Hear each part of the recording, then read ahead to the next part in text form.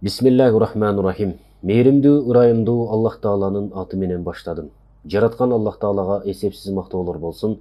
Пайгамбарыбыз саллаллаху алейхи вассаламга салам салаваттар болгон болсун.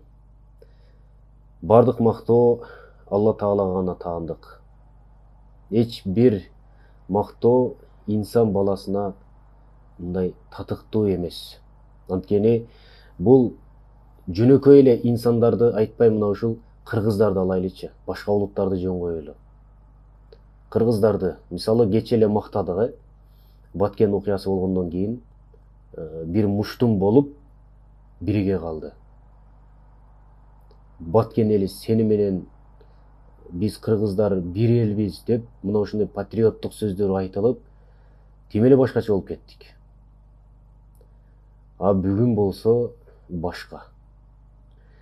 Бир жагынан баягы менмин деген кыргыз мусулман жарандары биз бирге эле жамаат болуп бөлүнбөйлү, бир бүтүн бололу, бир муштум бололу деп аракет кылып жүрүшсө, а кээ бирки туугандар мына ошол нерсени бөлүп жаруу менен же болбосо кыргыз биригем деген учурдан пайдаланып акча иштеп, же болбосо ошол кыргызга күйбөгөн инсандар, мына мисалы кече эле ушул Россия жергесинде мобилизация жарыяланды.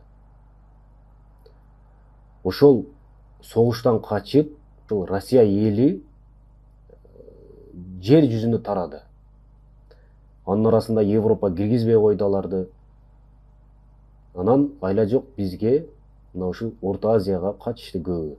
Казакстан, Өзбекстан, Кыргызстан, баягы батир бере турган, квартира бере турган инсандар мына ушул нерсени пайдалануу менен жашап жаткан, ошол ысык төшөгүндө жаткан жаш балдарды, ысык төшөгүндө жаткан кары кыртаңдарды кууп чыгып, ошол Россия жергесинен келген инсандарга берип атат. Бул кандай шермендечилик, бул кандай уят нерсе. Бир жагынан кыргыз биригели деп жатса, бул ошол кыргызды кууп чыгып атат. Бул эмне деген шермендечилик. Мейли киргизсин, мага койсо көтөрүп киргизсин. А бирок жакшы тынч жашап жаткан элге кол салса, кандай ачуубуз келе турган болсо, тынч жаткан ошол батиринде жаткан инсандардын жашоосун бузуп, алардын баягы бере турган акысын көбөйтүп коюңуз андан бешбетер кыжырды келтирет.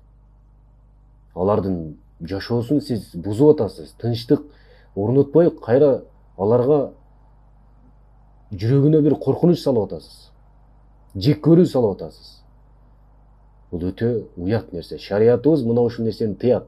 Ислам дини мына ушул нерсени тыят.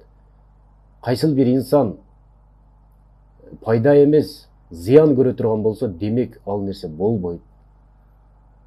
Мейли мен ислам дининен сүйлөп эле коеюн. Мындай жөнөкөй эле бир адамгерчиликти айтыңызчы, адамгерчиликти. Ошол ислам менен адамгерчилик бир эле нерсе, бирок сиз түшүнгөн ошол адамгерчиликти айтыңызчы.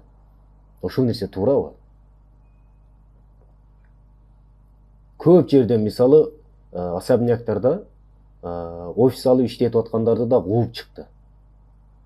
Кандайдыр бир себептерди айтып, ар бир шылтоолорду айтып. Кийин барып караса, ал орустарды киргизип коюптур. Эми орустар бай, бул жака келгендердин бүт баары эле блогер жана башкалары. Алар канча акча десе дагы берип атат. Бирок бул нерсе убактылуу. Бүт баары кетет, бийлер кетет, хандар кетет, бирок эл өзүбүз калабыз. Канчалаган Кыргызстанда президенттер өттү. Бирөөсү чет мамлекетте жүрөт, дагы бирөөсү бир мамлекетте жүрөт, бирөөсү түрмөдө жатат. Мен бул саясий нерсеге киришкен жокмун, бирок ошолордун бүт баары кетип, бирок эл калып атпайбызбы? Эл калат. Сен экөөбүз калабыз. Асан, Үсен, Батмазура ошолор калат. Эшмат, Ташмат ошолор калат. Анан ошол баягы мүмкүнчүлүктөн пайдаланам деп ошолорду чыгарып койгон бул өтө шермендечилик. Мен аларга мына ушундай кыйык мааниде айткым келет. Азаматсың. Мен сенин колуңду кармап эки бетиңден өбөйүн. Анткени мына ошол кыргыз кыйын күнүнөн пайдаланып сен акча жеп атасың, азаматсың. Анткени сенин акылың ушунчалык катуу иштейт.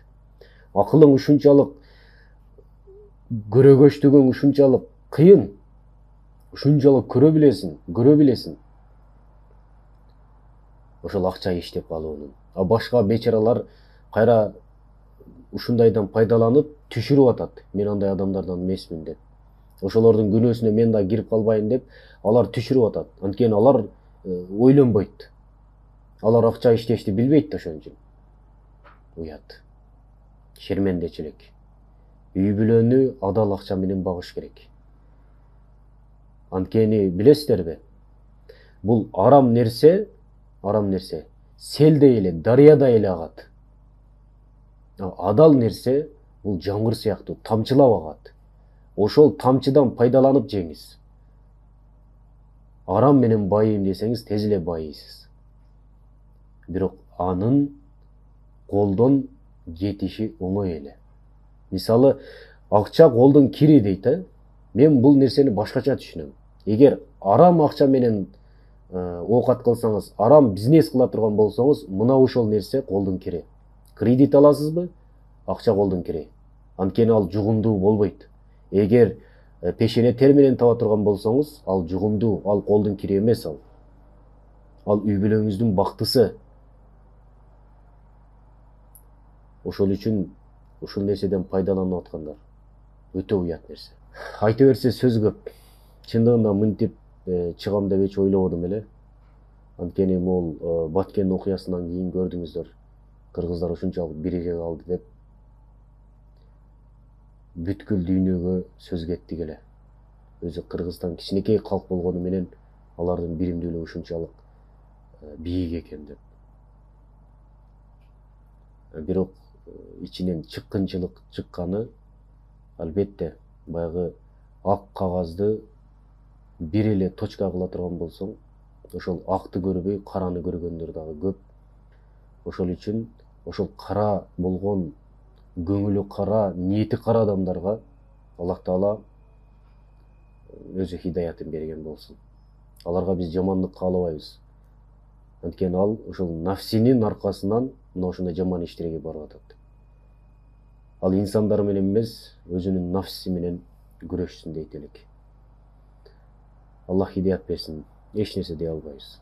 Ассаламу алейкум ва рахматуллахи ва баракатух.